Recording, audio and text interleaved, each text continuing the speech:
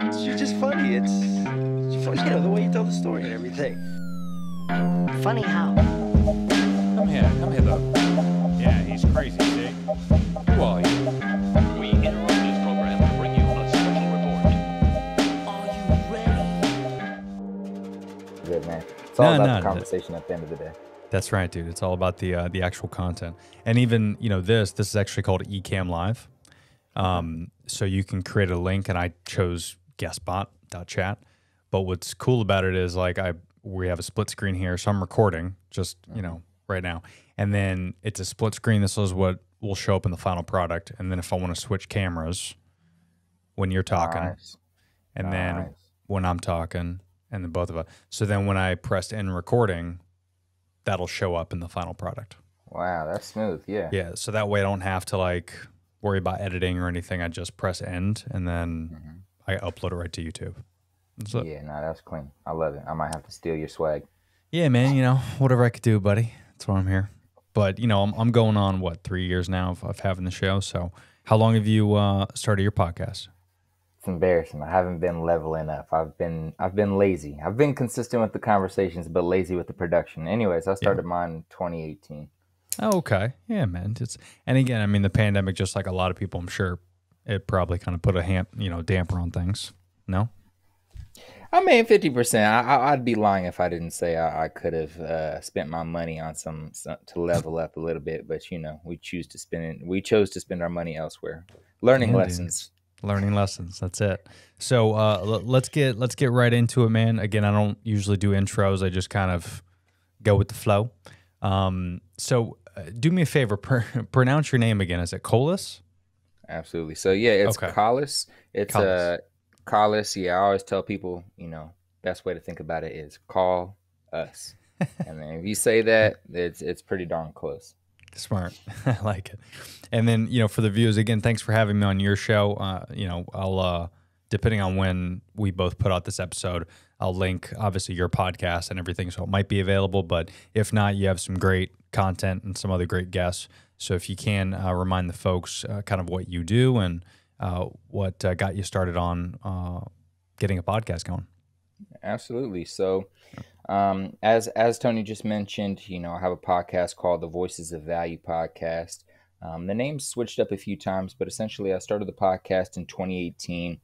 I'm from Kansas City, Missouri, and I left Kansas City to move to California because I kind of felt like there was no hope here, I guess. There wasn't much hope in the air. A lot of my friends were relying on one or two directions for their career. That kind of scared me. And I moved to California, met a lot of people, realized that, there are people out there that look like me that aren't just rappers or basketball players, which gave me a sense of faith or hope that I could be something, outside the box. And I felt like a lot of my friends could use that same inspiration because they hadn't seen that many people, being a successful entrepreneur or podcast creator or whatever, I don't know, construction company owner. They only look up to rappers and basketball players. So I was like, you know what?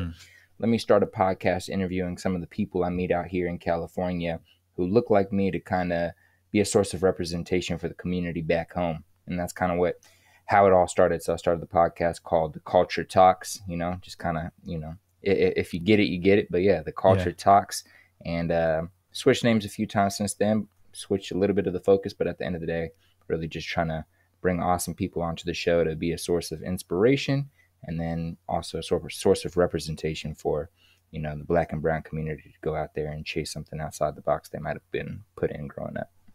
Yeah, man, that's beautiful. And, Lloyd and I were talking a little bit about that as well, which Lloyd connects us. So shout out Lloyd George, also a great podcaster and creator. But we were talking a lot about that to where we're in a very interesting time for a lot of reasons. I could list 100 probably, but I think the most interesting is, being able to connect with each other, whether it's like this, whether it's through podcasting, and whether you can connect with the community as well. Because we were never in this situation before to where, I love what you said about kind of getting out of the stereotypical culture and career paths that we all think, like for you and your community, it might be basketball, it might be rapping, it might be just being in that genre. And then for me, maybe it's the same thing, or maybe it's accounting or football or wrestling. And there's these kind of stereotypical boxes we put our community in. And once you're in that community in a physical aspect, and you look around your neighborhood and you see your friends and family growing up doing these things, you think you have to go that path. And sometimes you get forced, right, depending on the type of community you're in. Sometimes you might get forced into a bad path, and you're stuck in that path, and you only have, the Lil Waynes of the world to look up to, the Nicki Minaj's, the, celebrities, and whatever you're looking up to. Sometimes it's not always the best fit. And it's great that you have a podcast that you can kind of branch out a little bit and inspire people to get into a different realm. And, sometimes we look on TV and social media and we think it's just one thing. But what I love about podcasting is you're able to kind of consume multiple creators, multiple entrepreneurs. And you, as long as you're objective and can actually use critical thinking and, say to yourself, I could do that. I could easily get out of my way that I'm in now, and I could chase after something that might seem far-fetched, but we're living in such an exciting time that it's not as far-fetched as people think. Absolutely. Yeah, I think, in the podcasting space, it's so awesome when podcasters have just a variety of guests. I know there's so many podcasts I've listened to where there's careers or business ideas that I never would have even dreamed of or thought of that popped up and were exposed to me that maybe I might not chase, but during the research process, during the learning process, let me learn about, crime cleanup, a crime cleanup company. I get to learn more about, I hear a word called margins. What are margins? Then I go study about that. I hear a word called unit economics. What's that? So it may not be the career path you go down. It may not be a guest that you follow for the rest of your life as a source of inspiration, but you might grab just one little inkling that changes your mindset and sends you down a path that you wouldn't have gone down otherwise, which again is the whole point of having this podcast and, having conversations like these or popping in podcasts like yours and having these conversations. Yeah, for sure, man. And, I feel like a lot of people have reached out to me after they listened to a show or after I had a guest on, and once they get value out of the podcast, which is why you have an awesome title. So kudos. Don't change that. That's perfect. But I love the fact that you can, capture something from a podcast and listen to somebody that maybe you wouldn't be exposed to normally. And I've had a lot of people reach out to me and say, hey, man, I got so much value out of this. I ended up doing this with my life now. I ended up doing that. And that, that's kind of special, right? Because you watch TV, you watch Netflix, and do you get the same value out of that stuff? I don't think so, right? I always like to say that you can't really take something from TV or a Netflix show or something like that where it's not tangible, where you can grab from that and actually use it in real life. More often than not, unless it's an educational documentary, typically you can't really take information. It's more of a way to escape reality, so to speak. Versus like a podcast, I feel like it's so impactful because you're the fly on the wall. And you could learn so much from that conversation and take so much away. And it's whether it's like educational or not. That's what's interesting about podcasting is like some of the best podcast guests I've had is like, someone like yourself. We're just shooting the shit. There's no topic. I don't even know what the title of this podcast is going to be until the podcast is over. It's just, those are sometimes the best conversations because I don't know about you. Maybe you can talk a little bit to this, but I've learned the most from sitting in a room with a group of friends shooting the shit with a couple beers. Absolutely. You know what I mean? Like you get that impact from other people, and when you can learn from your community and your friends, sometimes those are the best way to actually learn about things. Absolutely. And it's funny you say that because I wrote down more towards the end of last year, I wrote down like the 5 things that bring me joy, like make me happy.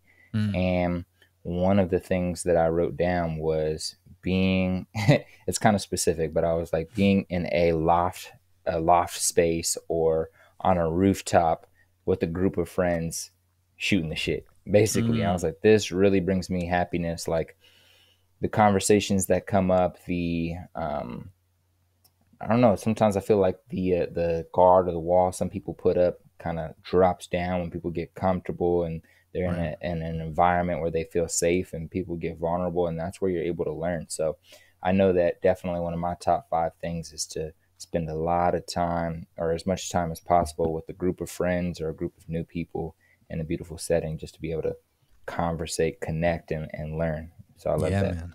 I love that. And are you doing podcasting and creating on the side, or is it a full-time gig for you? Do you have Yeah. another job? So it's definitely a side thing. So I'm in the personal training industry, or you could just say fitness industry in general. So two separate jobs. So trying to build my personal training business online and in person here in Kansas City. And then outside of that, I sell fitness equipment at a fitness equipment store. So we're in sales, and we're in sales again, because you got to sell training. So That's right. so sales and fitness, man, is the industry that I've been in the past few years. A little dabbling in customer service jobs for tech companies or for the hospitality industry, but end goal is definitely full-time podcasting and side hustling with personal training. That's the end goal. So we're Nice. just doing this step by step. Yeah, dude, I think that's why Lloyd wanted to connect us, because we didn't get a chance to dip too much into it on your show, but yeah, that was my background for years, is in fitness, and of course I'm still a huge health nut and fitness enthusiast, and I don't train as much anymore, but I used to train on the side, and it was just a very fulfilling, probably one of the most fulfilling things I've ever done. Aside from this podcast, that's a very close number 2 in terms of a passion of mine. And as you know, it's a very tough industry, especially now. I don't know if you could relate with this, but I've had a lot of other of my buddies on that are doctors, nutritionists, and trainers, and fitness coaches, and they always tell me, the big thing that they struggle with now is social media and the comparison that their clients do to what they're doing in a personal training session. Meaning, the trainer is coaching them, telling them what to do inside the gym, outside the gym, and then they end up getting back to the coach, and they're like, "Listen, man, I saw this guy on TikTok, and he's doing this instead. Like, should we do that?" And they're just like, "Dude, is that guy certified? Are you talking to a certified trainer? Like, is it a professional, or is it just someone that said eat this because it makes the most sense?" So, Yeah, are you dealing with that as well with clients, or? Yeah, I've dealt with that over the past 2 years. I think it all depends how you approach that. All depends on who your client is. Sometimes you can be straightforward with them. Sometimes if I know my client well enough, I've been with them long enough, I'm like, "Hey, man, let me ask you a question. Does this look like a circus?" And then they'll just start cracking up. I'm like, "Exactly. Let's keep it pushing." And then some other people really need a sit down explanation, and I'm like, you got to explain the levels. You got to explain what actually makes sense for your background and where you're trying to go. So it's really just about communication and understanding who your client is, what they're actually feeling when they see that content. Maybe they don't have enough excitement. Maybe they're not enjoying the workouts, and you need to figure out how to help them enjoy it. Sometimes you got to throw those things in there. I know I have a few coaches on the different side of coaching in the strength and conditioning world for college athletes, and they always, they have to be very specific. These kids are going to national championships. There's money behind this. There's boosters behind it. It's not a game, right? So, Right. They're training them very specific, but at the end of every session, they have like an arm blaster, like a little 5-minute arm blaster. Go hit as much arms as you want just to get a sick pump. And that satisfies the kid's need for excitement or need for, vascularity photos because they're 21, So Of course. it's the same thing with like old ladies. Maybe an old lady really likes riding on the recumbent bike for 10 minutes or something because she saw somebody do it at the therapist's office. And I'm like, "Hey, do you want to get on the recumbent bike?" "Oh yeah, I've been excited to try that out." Or if it's a 40-year-old mom who wants to do abs, it's like, okay, we do abs at the beginning. You don't like that exercise, but you like this ab exercise. Okay, we'll do 1 to 2 sets at the end of your workout just to kind of satisfy that. I guess you could call it a exercise sweet tooth based off of, what they see on the internet. Yeah, that's a great idea, actually. And have you always been involved in fitness? Have you always had a passion for it?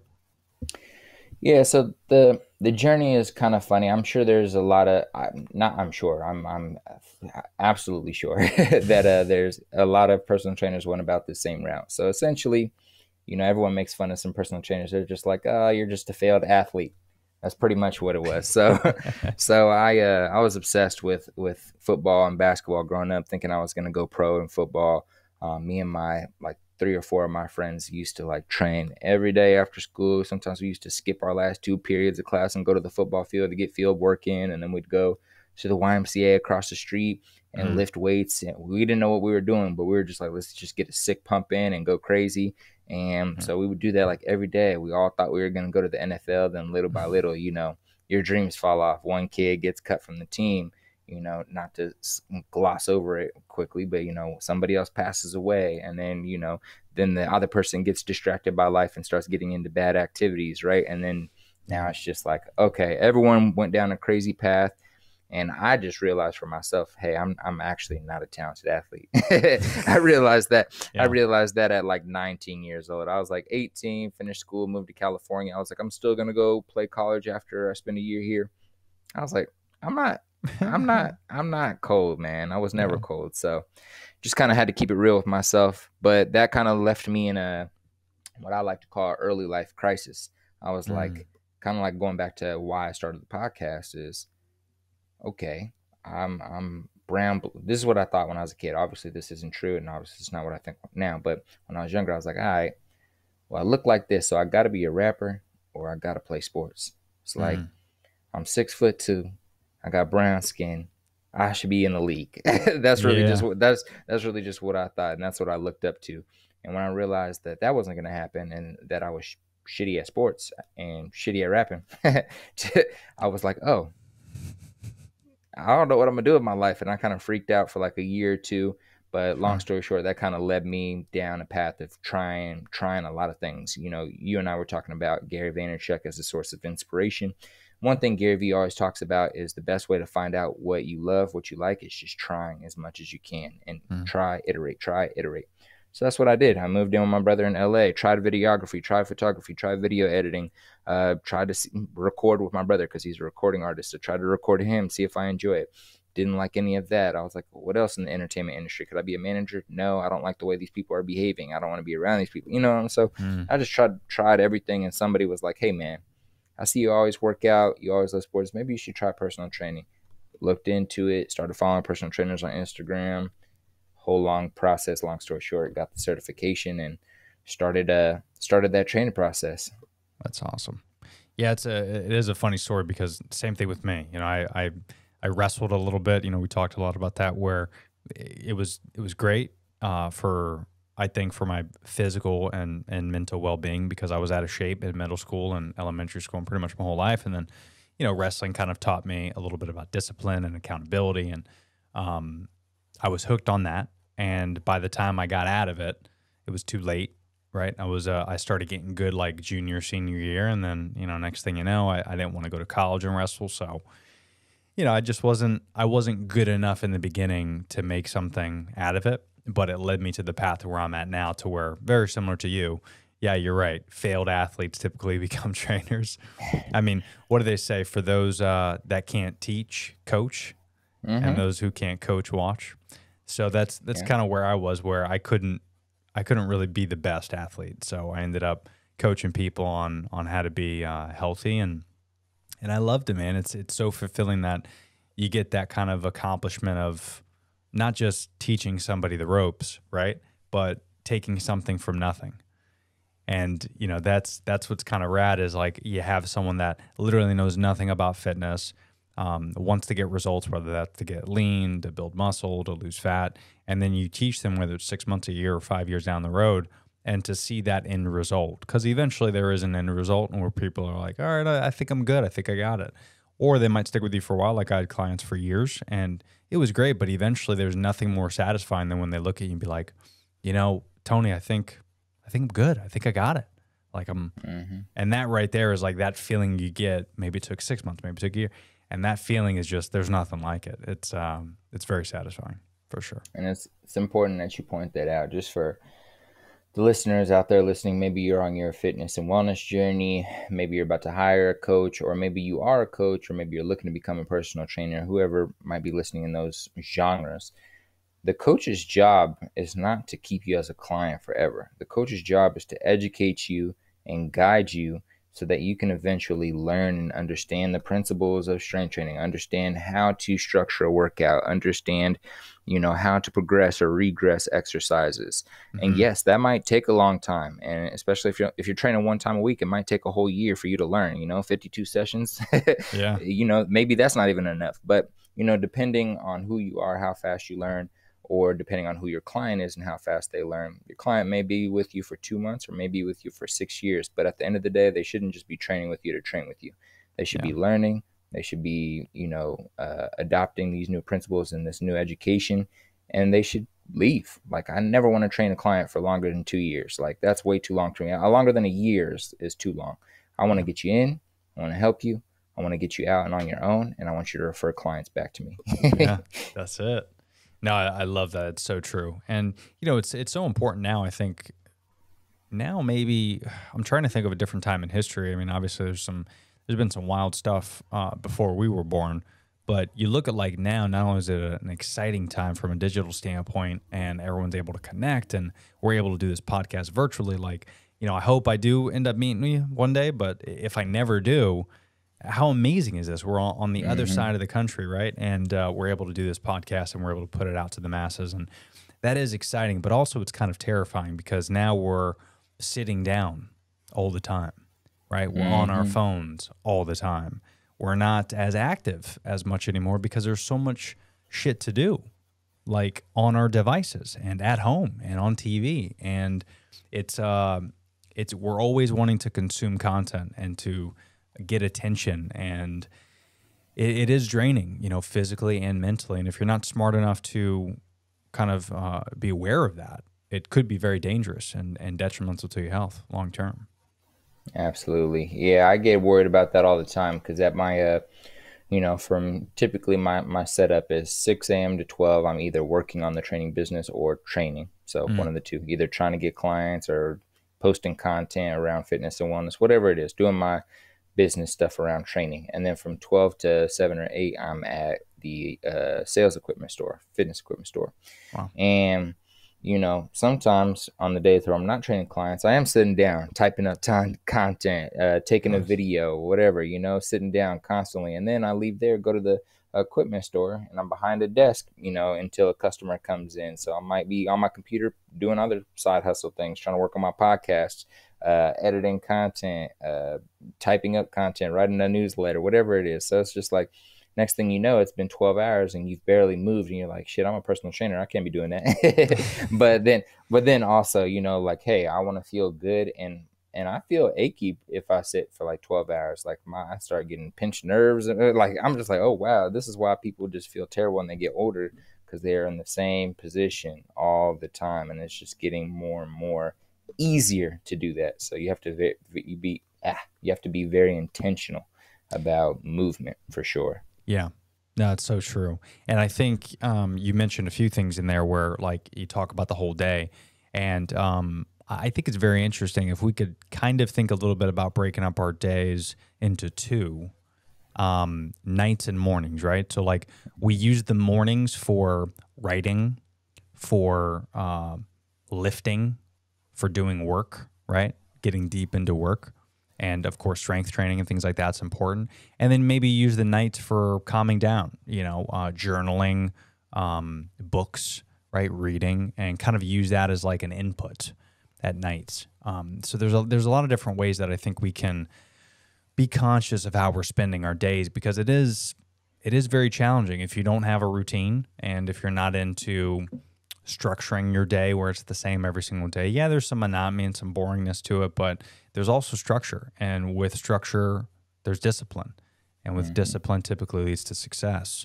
So you just have to be careful on how you're using that time in those days. And once I started being conscious of it and what I'm doing on a daily basis, like I'm so religious now about when I wake up in the morning. Like I love what you said about waking up in the morning, and then, whether you're writing or working or, strength training, there's always got to be some type of schedule and discipline laid out in your day, because if not, you're gonna be crazy one day. It's very easy to get caught up and get consumed with everything that's going on if you're not structured. So there's one guy that I really like, and I think he's the one who said this. His name is Eb Milet, and I think he said he has 1,400 something days in a year, and he was like, let me explain it to you. I have 4 quarters in every day. I live 4 days in every day, and he's talking about like 4-hour increments from 6 a.m. to 10 a.m. I work. That's like me time. I work on work. I send my emails. I catch up on calls. I whatever. And then from 10 a.m. to 2 p.m. is mixed with like my workout. You know, obviously he's an entrepreneur, so he's not at work, but or he, you know, you get what I'm saying. It got a little bit more structure to the day, but from 10 to 2, he's working on his fitness, his wellness, and then catching up on any reading or paperwork he has to do. And then from 2 p.m. to 6 p.m., that is, you know, finishing up the day and making sure everything's smooth. And from 6 p.m. to 10 p.m. is family time. So he's like, you know, I split. Wow. He has 4 days in one day, and he's like, that's how I've become so successful. Too many people are living just one day, and I'm 4 days ahead of you already. And, you know, I was like, you know, that's I never liked the idea of comparing too much to other people, but I do get what he's saying. It's just like, hey, like if you structure your day correctly, and if you make the best of every hour you have, which I can guarantee you about 99% of humans are not, including myself. I definitely wasted like 3 hours this morning, ladies and gentlemen. But you know what I'm saying? Like if we lock in and we can really do our best to actually control what we can control in our schedule, like genuinely, sometimes we lie to ourselves, but we genuinely control everything we can control. And then, you know, there's a lot more we can get done.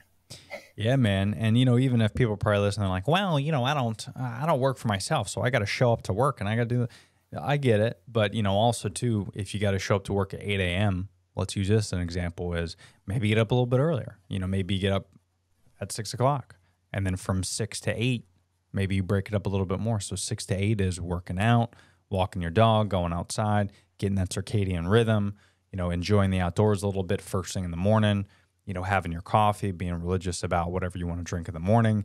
And then maybe on the way to work, maybe you're focusing more on education. So maybe on the way to work, you're doing a podcast now. You're listening to a podcast on the way to work. You know, maybe it's like Value Podcast or the Barado Podcast. Maybe it's one of those. I don't know. And then, you know, when you get home, when you get to work, right? Because now it's 8 o'clock, 9 o'clock. Now you're going to start writing things down. Maybe you got to write down your schedule of what your day is and what you got to accomplish.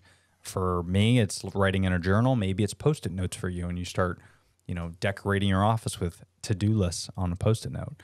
And then, you know, you structure your day throughout what you got to do. And then at 5 o'clock, you leave and you finish out that podcast that you started in the morning, right, on the way home. And then when you get home, you cook your dinner, maybe you do your workout, maybe do meditation or yoga or something like that. You spend time with family. So you can structure your day even if you don't work from home. There's ways to do it. It might look a little bit different, but I think the fundamentals of each day should be relatively similar. You know, if we grab 100 healthy individuals and you ask them what you do on a daily basis, I would imagine the structure of the day is probably similar. You know, it probably involves a lot of strength training, maybe some yoga and meditation. Maybe it involves reading or journaling. It definitely involves walking, getting outside, stretching, things like this. So the fundamentals of like what you spend in a day, I think a lot of us have been brainwashed to think it needs to be work. It needs to be hustle. It needs to be, I need to make money. I need to spend as much time as I can at work so I can get promoted and make a lot of money and buy a nice car and a nice house. And you need to get away from that stuff. That stuff's not as important as you think, you know. And I shared a little bit about, you know, my story and what happened this past year. And a lot of my listeners know about it, so I won't bore them. But when you have some life events that really bend you over and give it to you raw, you start thinking a lot of different things. You start that your perception changes a lot. And the one thing I love about Gary Vee is what you mentioned, where he says try things out. But the one thing I don't necessarily agree with him is he. Not that he preaches hustle culture, because I think he's kind of gone off that because he's gotten some pushback in the past. But a lot of people look at him and the fast talker, the New Yorker, the hustler, the I own 6 businesses type of guy. I do this, I do that. A lot of people look at that and they want to be that. And honestly, that is very unattainable. That is not what a normal human being should be. You know, Gary Vee is a different human. You know, just like LeBrons of the world and the Blake Griffins and the Currys and all these guys are athletes that you're not going to be. You could practice basketball for 20 years. You're not going to be at that level again, right? There's something in that DNA that's different that makes them a stronger, crazier human. And Gary Vee is one of those guys, but sometimes we get caught up in that hustle culture to where we think it is attainable and we want to be that. And when we don't reach that, it kind of kicks us in the stomach. And I think the more realistic vision that you should have of a life is taking your time, doing things that you love, and spending time with the people that you love. And like we talked a lot about community last night, you know, the community aspect of it's very important that we don't like look around. You know, if you're listening out there, like think about the last time you hung out with your neighbors. You did community service for your neighborhood, or maybe you donated some toys to a Boys and Girls Club. Like, think about the impact that you're making on your community. Are you doing enough? The answer is probably no. And that's because we're consumed with things that we don't have. Is we're consuming information of what we want and the materialistic things we want to buy and the places we want to go and all that. And all that's great, and it's good to have goals, of course. I'm not saying don't have goals, but when you consume 90% of your time thinking about what could be, you miss out on what's happening. And That's true.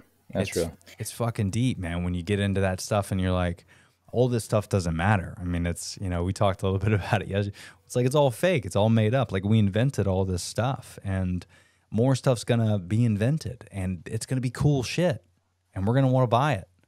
But you just gotta relax, man. You got to take it easy. Think about what's important. You know what I mean? And I think that's where two things become extremely important, because so number one, gratitude. Number two, presence. That's why meditation, I'm not gonna lie, I don't really practice meditation as much as I told myself I was going to this year. But you know, we still got a whole other 11 months. Yeah, you just started. We'll get better. But either way, when we're able to be present, when we're able to be grateful for what we have today, it kind of puts you in your place and kind of humbles you to really appreciate what really matters, while still being able to chase, you know, better versions of you in this, whatever you want to call it, physical or material world. So you can be like present, spiritually present with yourself, grateful for your family, making sure you take time to love and care for your community, while also still having a solid place for, hey, I want to attain this. I need to work a little bit extra hours today to level up. But you also know, hey, I'm sacrificing this for that today. You know what I'm saying? If that makes sense. Right. Versus just being like, I need this, and super like, I need this car, I need more money, I need a better job, I need more clients, and that's all you think about, then you don't actually really enjoy life, because you never appreciated what you had and you were only chasing what you could have. And so I think gratitude, and always, like, every day I'm like, I say, you know, day by day to see a better day, just like wake up every day to like hustle, enjoy life, love my lady, love my family, in order to see another good day tomorrow. I don't know if it makes sense to others, but that's like my little mantra. I'm like, day by day to see a better day, like every day trying to be better to, you know, level up the next day. How do you balance, like to kind of just bounce a question back to you, like, how do you balance personally, like, wanting more for yourself, like in the physical world, so maybe it's more money, maybe it's more time freedom, maybe it's more enjoyable experiences with your wife or your family. How do you balance wanting that with, like, just like being happy with life, or relaxing or chilling? I don't even want to say be happy with life, but like chilling, relax, and have some family time, versus that hustle culture. It's kind of hard to navigate those lines. At least for me, like, I woke up this morning, I was spending time with my lady. I'm like, you know, little morning cuddles. I'm like, I love my baby, blah, blah, blah, right? But then, but like, you also want to get to work. Exactly. 2 minutes after that, I'm like, damn, I could have spent those 2 hours, you know, doing this and doing that. So yeah, it's such a great question. Me personally, I look at it like probably how how you did think about it when you were cuddling, where you're cuddling with your lady and then there's something in the back of your head that says, I need to get the fuck up and get to work. And it took me a long time to realize that that thing in the back, that person that I thought was me telling me to get up, it's not. It's society. It's other people. It's other influencers. It's Gary Vee. It's fucking The Rock. It's, you know, it's these people. And because if those people didn't exist, I wouldn't have those thoughts in my head. Right? Think about it. If Gary Vee wasn't around, you wouldn't think to hustle and to start a podcast and to vlog every day. Like, it was implanted, for better or worse. You know, there's nothing wrong with that. Gary Vee's one of my mentors. But that voice in the back of your head is not you. You know, we think it's us. And when I started realizing that, because when I did have some health scares and some issues, the voice was gone. So I know it was fabricated. It was a figment of my imagination. It wasn't real. It was someone else. It wasn't me, because I was in the hospital. Where's the voice then? I did not give a shit about getting up and hustling and doing work and doing a podcast and all that. Although I will say, once I got better, I actually ended up doing a podcast live from the hospital, so that's on my YouTube. But when I was first diagnosed with having a tumor in my lung, I immediately did a podcast afterwards. But like when I was in my surgery, and when I thought it was cancerous, and you know they didn't know what it was, and that got removed, and I was recovering, I didn't think about podcasting. I didn't think about creating content or what people thought on social media. I just cared about one thing: surviving, and then my loved ones, my wife and my family. And I think when you deal with that type of stuff, the voice is gone. And that's why I say you just have to understand that that is someone else. It ain't you. And when you're in bed and you're cuddling your woman, if that voice didn't exist, you'd still cuddle your woman. And when you get up and do work, you do work when you do work. It is what it is. You know, if you hustle less and make $100 less today than you did if you hustled really hard, I don't know, that means you can't buy, you know, Air Jordans. Who cares? You know what I mean? Like, it's just, yeah, for real. But I mean, it all comes down to, you know, it's cliche, but it all comes down to that materialistic stuff where, why do you want to hustle? You want to hustle because you want to buy things. What's success to you? It's probably things. And there's nothing wrong with that, because things are awesome. But you have to there's a distinction. And I think once we get that out of our head to where the only reason you want to work hard is to make money. Unless you want to work hard for a higher purpose, like you want to volunteer and work your ass off because you want to help the community, but not get paid for it, that's noble. That's respectable. But all of us, including me, by the way, I'm not standing on a pedestal saying I don't hustle, because including me, I work hard because I do want nice shit for my wife and my family.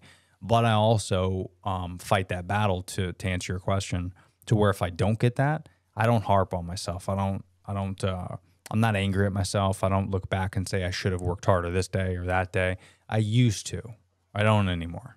I try to do what I can to supply as much financial freedom for our family and be in the physical moment as I can. But then I'm just not hard on myself. You know, and I think when you can just not be hard on yourself, because that's the big thing, right? Collis is like, when you were cuddling, you started like talking shit to yourself, like you're hard on yourself, right? You're like, what are you doing, bro? Like, get up, bro. Come on, let's go. It's 6 a.m. You got to work out. You got to work, and it's always going to be a fighting battle. But I think once you can identify that that's not you, that's how it helped me. Because then it's who's your hardest critic? Me. It's you, bro. Yeah. So when you can look at, you know, yourself and say, you know, that ain't me inside my head that's telling me to get up and hustle, because I tell that dude to shut the fuck up. I'm like, relax, bro. You don't know what you're talking about. You ain't me. Chill the fuck out. And that's kind of the battle I fight with myself, is just understanding that's not me. And because the real me wants to lay down and cuddle with my wife all day. Now, is that realistic? Of course not. I get that. I'm not stupid. But, you know, the fact that you can just be in that moment, right? Because if you're not in that moment, you think about other stuff, and that's how we get that separation. That's not good for us. That's not healthy. right? Where you're in the moment, like you're with your family, or you're with your kid, or you're with your wife, but you're thinking about like what you should be doing. That's not really living in the moment. You dig? Yeah, I think the that's a very interesting perspective. It also makes sense as I kind of combine it with all these influencers on the internet. But like, I know, like, I think we just have to keep it real with ourselves. It's just like what really matters to us, and then understanding that every choice has a repercussion, positive or negative, right? Yeah. So it's like, like you said, if I choose to stay in bed longer, whether it's by myself or with my lady, right, and just enjoy that moment and appreciate, the person that I love, I might lose $100. I might lose $200, right? I might not get on a call that could have got me a lot of money. But like at the end of the day, if that money all flows in and now more time, more things are taken up, my energy, and now I can't spend as much time with my lady. Now that's going to have a negative whatever the fuck the word is, Repercussion. repercussion. For sure. So it's just like understanding, hey, what do I really care about? What's going to be the repercussion to this action, and am I okay with that? Yeah. And going back to like what Gary Vee be saying, like, hey, look, a lot of people are doing what they love and make $47,000 a year, and they figure out how to take care of their family with it, and they're happy as hell. Yeah. And that's because those people have figured out what they actually care about, what actually matters to them, and what brings them joy. And like, hey, am I fulfilled? Yes. Awesome. No, let's rock with it. That's it. And so what comes to mind, though, is just like, I feel like we all have to, I might be wrong, but I feel like we all have to go through the bullshit first, if that makes sense. So like, No doubt. we can talk about this right now, and even I can hear you out and be like, oh, that makes sense. But then like, still have to go out there and like go work 70 hours and go try to hustle culture or whatever you want to call it, and go out there and work and then make $1 million and then be like, damn, I just wasted the past 5 years making $1 million, and I don't even feel that great, but I definitely took a lot of time away from my family and my health and blah blah blah, right? So just understanding what matters and moving forward with that. And you can be 100%. PS, everyone, you can definitely be very wealthy and still be healthy and happy, but there's definitely sacrifices that you'll have to make either way. Being super poor and happy, there's going to be some sacrifices you'll have to make. Being super rich and happy, there's going to be sacrifices you have to make. Life is all about sacrifices. So yeah, and also too, I love what you said, because you do got to figure it out for yourself. And that's, again, I'm 37, so if people are listening and you're like 25, what I just said doesn't pertain to you. That doesn't make any sense. I get it. You want to like party and have fun and go out all the time and get the Lamborghini, and that's all good. Like, do you? It's not wrong. I need with the that G-Wagon and the Miami trips. Exactly, yeah. So you just got to think, you got to figure it out for yourself. It's like when our dads tried to tell us what to do when we were in our 20s, like, hey, Tony, you shouldn't do this. You shouldn't do that. Yeah, okay. And I do the opposite. And then eventually I figured out, oh shit, I probably should have listened to him. But we're all going to get there. We're all going to figure it out. And also too, it goes back to the same thing where no matter what you decide to do, or no matter what you want to take from this information, just understand that every single person has different goals and aspirations, and we just don't know where this life is going to take us. So to your point, you might work your fucking ass off and you might make a couple $1 million and you might end up being super happy.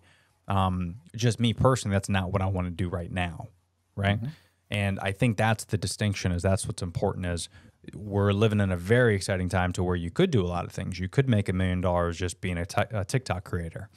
But do you want that? Do you want the fame that goes into it? Because there's been a lot of instances to where, unfortunately, social media influencers either commit suicide because of mental health, or, they're out in public and they get injured, from a crazy fan. And that happens with celebrities too, right? But it's more common now with influencers and creators than it ever has been. So we look at those people and they're making a ton of money, and we don't understand the mental repercussion that takes on you as well. Unless you want to be someone that makes millions of dollars and no one knows who you are, that's great. It's very hard to do, but that would be awesome. But you typically, with that money comes fame, and with fame comes a lot of negative, right? Because this world is very mean and dangerous, and people are fucked up.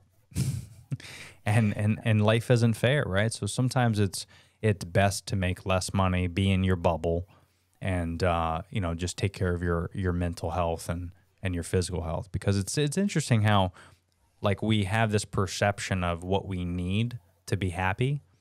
But if you ask anybody, like, what would make you happy? I guarantee not one person says, I want a nice, physical, healthy body. I don't have to be Brad Pitt, but I want to have a healthy body. I want a healthy mind. Like, I want everything to work right, and I want my wife to be happy. Like, no one says that. It's always materialistic stuff. And it's interesting how we spend so much time and energy into thinking about objects versus us. And this vessel, the only vessel you got. Like, if your car breaks down, you can buy another car. But this is all you got. And we don't put as much money and time into this as we do objects. Very strange. Yeah, if there's one thing you guys want to take from LeBron James out there, take that.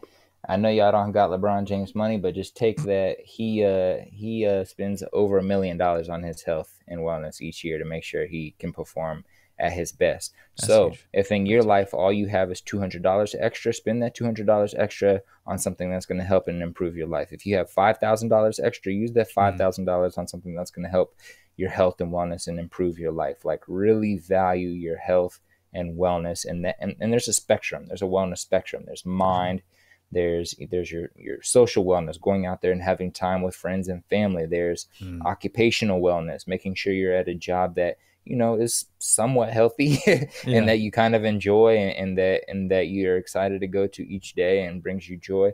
Making sure you're taking care of your physical health through running, jogging, strength training, stretching, whatever that might be. Making sure you're taking care of your mental wellness through therapy. If you don't have to have something wrong with you to go to therapy. Therapy is fine to go to from the beginning, from when you're 2 years old. It's like so it's like making sure that we take care of that wellness spectrum and allocate the capital and the time necessary. It all takes us. It's like, what lesson are you going to choose to take from the people you look up to? That's right. It's like, you can look at LeBron and be like, I see him hop out of a G-Wagon. I see he pays for his kids to go to this place and this place. Cool. That's fine if you take that lesson, but really take a little bit more time to investigate the people that you look up to and admire, and what other qualities might you want to take, or lessons might you want to take and apply to your life, because it doesn't all have to revolve around money and material needs, which is typically how we look at it. So yeah, for sure. And I think a lot of that has to do with just how society is and how we've been raised, right? So it's kind of been shoved down our throats for years, only because this country runs off of us buying money, or excuse me, this country runs off us buying things. So like, if we didn't buy anything, the country, America, wouldn't be as successful as what it is. And when you look at it like that, where, okay, so if we stop buying things tomorrow, there wouldn't be a need for us to buy anything else. There wouldn't be a need for, us to have the new Apple mic or, Apple iMac, and we wouldn't need the 90-inch plasma TV. We wouldn't need that. We wouldn't need this other streaming service because everyone's talking about it, right? Like, oh, did you watch the new Netflix show? Oh, no, I don't have Netflix. You don't have Netflix? What? You got to get it. Oh, yeah. It's that keeping up with the Joneses that, we've been so accustomed to for so long. And again, when you can kind of take a step back and look at what's really important and focus on your health, because I've realized the more I do like outside again, and the more I'm walking around and the more contrast therapy I do, like ice plunging and sauna and all that stuff, and you realize that your stress and anxiety kind of disappears, when you push your body to that, and you don't have the need to consume outside sources. Meaning, like when you're having a rough day at work and you get back from work, what do you want to do? You want to have beer. You want to have a glass of wine. And is that because you had a great day? No, it's because you had a shitty day, right? You're stressed out. You're anxious. So you try to consume something that's going to get you away from that reality. But when you do things like contrast therapy, and when you work out more and you push your body more to physical limits, and you eliminate a lot of caffeine and alcohol, you don't have as much stress and anxiety as you used to, even though those work days are still rough. but you're able to handle it better because you're mentally and physically stronger. And I think that's something we take for granted and something a lot of people don't think about, to where, you know, you really got to focus on having that aspect of your life really tightened up because it helps everything else. So we're talking a lot about like, oh, don't spend money and focus on your well-being. Yeah, that's all easy to say. Hard to do. I get it. But when you do that and you get good at it, everything else, like it's like dominoes. Everything else falls into place just beautifully. You just got to figure out that other stuff first. I love that. I love that. And I had a more important question, but I'm actually going to throw that question to the side and I'm going to ask you, man, do you have a sauna at your crib? Do you have a sauna at your house? Oh yeah, man. Yeah. What brand do you have? Do you have like one of those wooden ones, the little like oval ones that we see on the internet? Not the oval. Those are bigger than because that's or barrel. Do you have a barrel? That's what it's called. So I have an ice barrel. But ice barrel. Okay. There's I think it's a Susi sauna, and that's the one I wanted to get, but that's the big oval one. Yeah. That you're probably seeing, because those things are dope, but they're way too big. But I have an infrared sauna. It's from Dynamic Saunas. I actually bought it on Amazon. Oh, sick. Yeah. So is it a walk-in or is it like a sit-down? Because the gym owner in my gym, he has one that is I don't know what type of sauna it is. I think I don't know. But either way, he can sit down like on a chair in his sitting room, wrap it around him like a little box, and then presses the button and it kind of turns on. It's like I've seen those. Yeah. Yeah. So I was wondering if something like that. Or... So mine's infrared, so it is with panels. So it's got 4 panels on each side, and then it's got a glass door. I'll send you the one I got, but it's gnarly, man, because it's a 2-person sauna. It's got a bench. You just sit down. You plug it into your wall at your house. It just takes the same outlet as, you know, it's a 120 volt, right? So you just plug it in, and it gets up to like 160, 170 degrees, and it's got a reading light, and yeah, dude, it's a game changer. So, that's I mean, they say infrared is one of the most beneficial, but of course, like the standard traditional sauna would be the best because those get up to like 210. So that's some serious temperatures, man. That's real hot. That's real hot. I love it. There's a guy like Nick Bear. I don't know if any of you or your listeners listen to or watch Nick Bear on YouTube, but yeah. I know he's doing a little bodybuilding prep right now. He does a sauna before bed, and he was in there. It was like 205 degrees. I said, listen, as soon as it gets up to 170 for me, I'm over there dying. My girl loves the sauna, though. Yeah. She'll stay in there forever. But anyways, there's some incredible benefits to heat exposure and you know, the shock proteins that you get from just contrast therapy in general. So contrast, for people who don't know, so it's heat exposure and then cold exposure. So that's contrast therapy. So if you do like an ice barrel, like I do, or an ice bath, and you get it down to 30, 40 degrees, whatever, you're sitting there, and you know, it's 4, 5, 6 minutes, whatever you could do. And then you hop out of the sauna, you're in the sauna for 20, 30 minutes, and then you go back into the cold plunge, and then you go back into the sauna and back into it. So you do 3 sessions. That's what they call contrast therapy. And the benefits are staggering. I mean, I'll let people do their own research, but it is incredible what it does to your cells, and to essentially kind of give you a boost and let your body know, because your body's saying, oh shit, we're doing this back and forth. We're heating up, we're cooling down, we're heating up, we're cooling. We're gonna have to what it's called as heat shock proteins. So these heat shock proteins will pop out, and it's repairing the body because it's preparing it for this crazy shit that's about to happen. And it's fight or flight mode. And not only is there benefits like on a cellular level, but just mentally, there's nothing like it. You just feel better when you get done doing this type of therapy, especially like cold baths. It's, you know, I sleep better. So there's residual effects from it. I have a lot less stress, a lot of anxiety. I don't have temper tantrums like I used to, like a little brat anymore. You know, but it's a lot of work because you got to constantly do it. You know, it's not like you could do it on a Monday and then be fine for the next 5 weeks. You got to do it every day or a couple times a day. So we're seeing a lot of people adopt it in the quote unquote high performance community. I like to call it a high performance community. I don't know. It's my wording for it, but I love it. I want to get one myself. I want to get me a setup. I want to get me an ice barrel and get me a sauna. I like that brand, that Sisu sauna, or SISU, I think is how it's spelled. I want to get one of those. I definitely need some more space though, for sure. But I know I wanted one in my backyard, but yeah, wife wouldn't go for it. understandable. I would encourage everyone, to, you probably just came up with your own assumptions like, oh, that's not good for you. Go do your research. That's right. Please, ladies and gentlemen, it's not a joke when people say go do your research. Like, really, go do some research on things that you find interesting or you find scary or fearful or you automatically think it's bad. Go do your research. I've had so many conversations about contrast therapy with my lady and some other people, and they're like, well, that's going to make you sick. You're going to get sick. Aren't you going to get sick? I'm like, bruh, just go look it up, man. I don't have time. Hey, I don't have time to keep explaining it to you. Go do some research, man. That's right. So, and it is funny how we I say this a lot, but one of my favorite things to tell myself and tell my viewers and tell my followers is get excited about the uncomfortable. Because the uncomfortable with everything just makes you better. And you can apply that to your normal life. Like, what happened in a relationship that you got cheated on?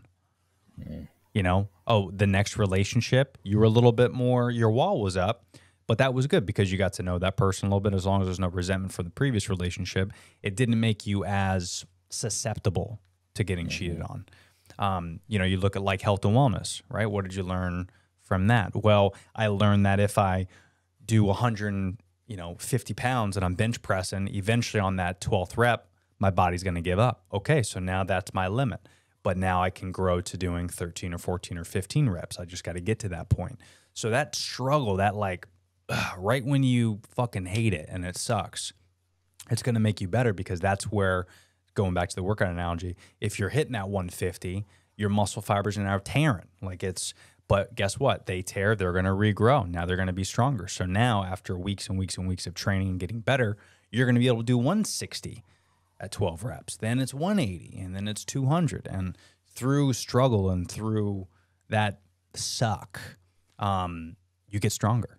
And that's mentally and physically. So that's why I love contrast therapy, is because through that struggle, it teaches you a lot. You don't think about it, but it, going through the struggle is very important in life.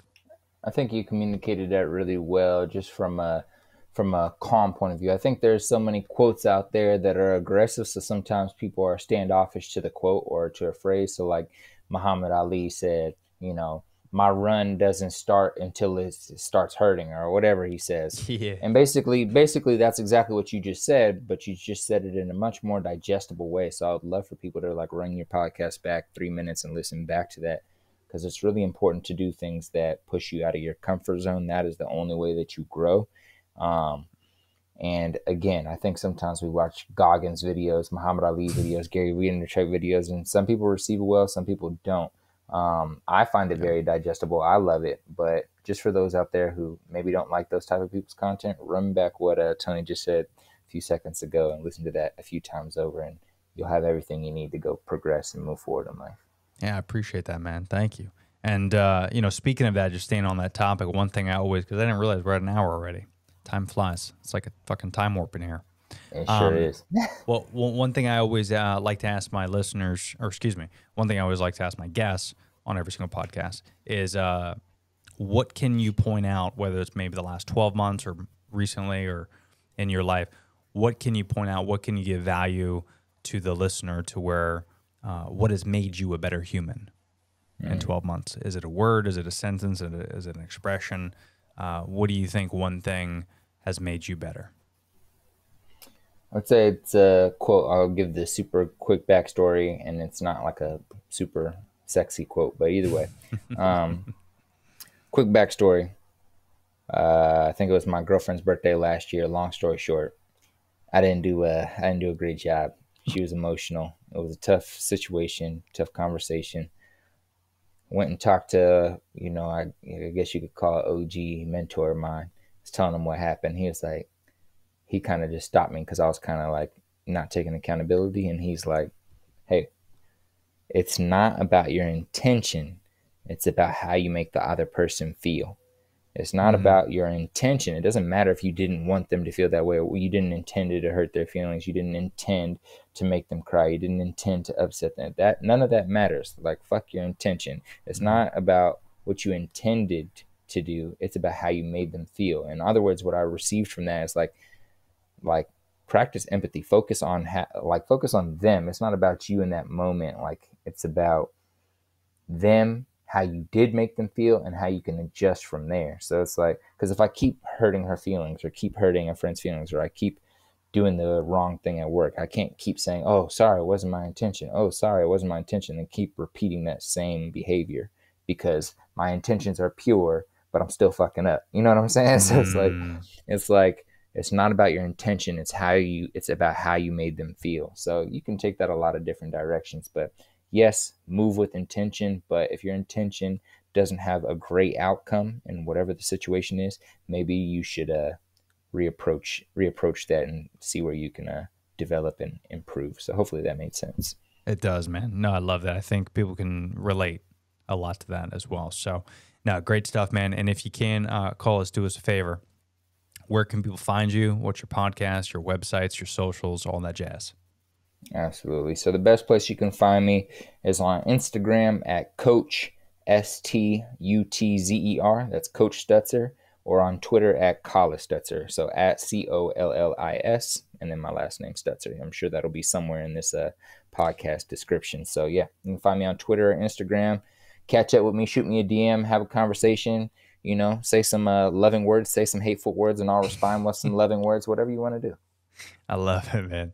Well, dude, this has been fun, man. It's been fun getting to know you these last couple days, and I'll definitely leave all the links and everything in the episode notes, so definitely check him out. But if there's anything else that you can leave the viewers, man, what else did you want to say? Anything of motivation or some of your goals? I always like to tell people at the end of this episode, maybe even leave some accountability mantra for yourself, something that you want to do. It holds you accountable, because this is going to be out in the universe forever. So what do you got for us? I am who I say I am. And what I mean by that is, we do a lot of talking. We put a lot of things out there in the world. We tell a lot of people our goals. But are you who you say you are? So maybe every morning when you wake up, one thing I'm trying to say to myself, say to yourself, I am who I say I am. Be great. I love it, man. That is just well said, buddy. Everyone agrees. Thank you for the applause. Great job. Collis, listen, dude, it's been a blast, man. We will do this again, but thank you for everything, and enjoy the rest of your day, brother. Thank you, brother. You too. All right, man. Oh, hey there. First of all, thanks for making it to the end of this video. Not a lot of people do, according to the YouTube analytics, but I do want to say thanks for listening to this. There's some more episodes if you want to check those out, and they're all just as good. But if you haven't already, make sure you subscribe to the channel. Check out those timestamps below to reference some of the topics I talked about, as well as some discount links to some of our sponsors and affiliates. But thanks for listening to this episode, and we'll see you next time.